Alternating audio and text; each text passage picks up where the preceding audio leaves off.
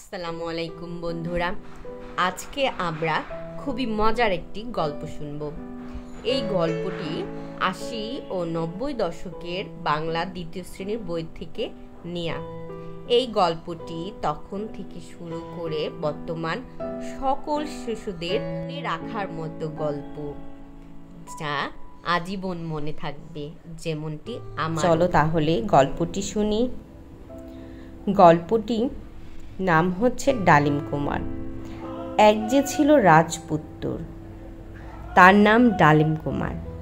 সে এক পঙ্খিরাজ ঘোড়ায় চড়ে দেশে দেশে বেরিয়ে বেড়ায়। বেড়াতে বেড়াতে সে একদিন এক দেশে এলো। সেই দেশের রাজকন্যা কঙ্কাবতীকে রাক্ষস ধরে নিয়ে গেছে। কোথায় তা কেউ জানে না। জানলেও রাক্ষসের কাছে যাওয়ার সাহস কারও নেই। তাই রাজা, রানী আর প্রজারা দিন রাত খালি কাঁদেন। সব শুনে ডালিম কুমার বলল, আমি কঙ্কাবতীকে খুঁজতে যাব। বলেই সে আবার পঙ্খিরাজের পিঠে চেপে বসে। পঙ্খিরাজও অমনি শো শো আওয়াজ তুলে উড়ে চলে। চলতে চলতে রাজকুমার একদিন এক বনের ভিতর নামে। তখন রাত। সে এক গাছের নিচে ঘুমিয়ে পড়ল। গভীর রাতে কাদের যেন কথা আওয়াজ, হঠাৎ তার ঘুম ভেঙে যায়। এখানে এত রাতে কথা বলে কারা? না, এক ব্যঙ্গমা আর এক ব্যঙ্গমী।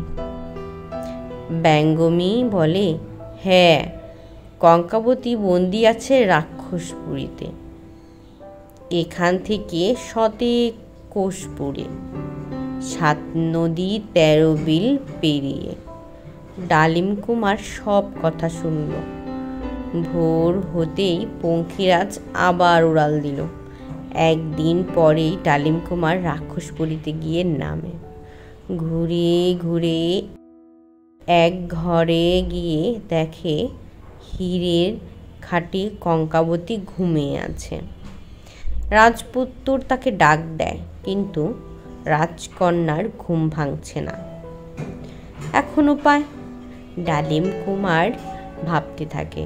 হঠাৎ দেখে রাজকন্যার শিয়রের কাছে 2টো কাঠি, একটি সোনার আর একটি রূপার।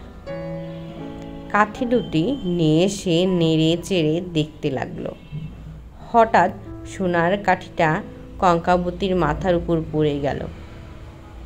সঙ্গে সঙ্গে সে জেগে উঠল। রাজপুত্রকে দেখে বলল, কে তুমি? এই ভয়ঙ্কর পুরীতে কেন এসেছ?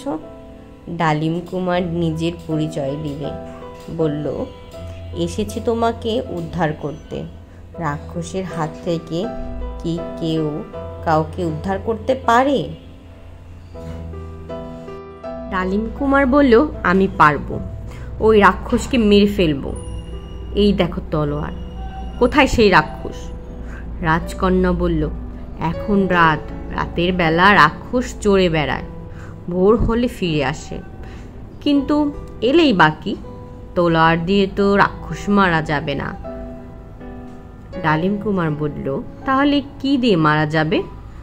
রাজকন্যা ফিস ফিস করে বলল, এ পুরীর পাশে তালপুকুরে, তার মধ্যিখানে পানির নিচে আছে এক কৌটা। কৌটার মধ্যে আছে এক ভোমরা। এক নিঃশ্বাসে ডুব দিয়ে গিয়ে সেই ভোমরাকে মারতে পারলেই রাক্ষস মরে যাবে। আমি চললাম তালপুকুরে। বলেই ডালিম কুমার পুকুরে গিয়ে ডুব দিয়ে কৌটা তুলে নিয়ে ভোমরাকে মেরে ফেলল। রাক্ষসরা সব মারা গেল। আর কি, রাজকুমার কঙ্কাবতীকে তার বাবা মার কাছে নিয়ে গেল।